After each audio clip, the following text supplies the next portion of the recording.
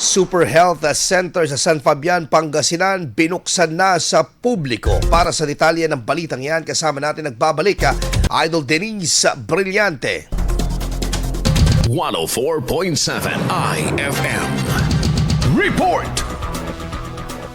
Bukas na ang Super Health Center dito sa Barangay Kayanga sa bayan ng San Fabian upang magbigay ng mga serbisyong pangkalusugan tulad ng konsultasyong medikal para sa mga residente ng San Fabian at mga kalapit na lugar. Sa inilabas na pahayag ng lokal na pamahalaan, ang pasilidad ay magbubukas tuwing Martes at Huwebes. Ayon sa anunsyo, ang pagbubukas nitong Super Health Center ay bahagi ng pagpapalawak ng pasilidad pangkalusugan upang maging mas accessible sa publiko ang serbisyong medikal. Pinapayuhan ang mga nais magpakonsulta na dumiretso sa nasabing pasilidad sa mga itinakdang araw ng operasyon. Samantala, nagpabatid naman ng pasasalamat ang lokal na pamahalaan at inihayag ang patuloy na programa para sa maayos na kalusugan ng bawat mamamayan sa bayan. Kasama mo mula rito sa IFM News, nagupan nito si Idol Denise Brillante, Tatak, IFM.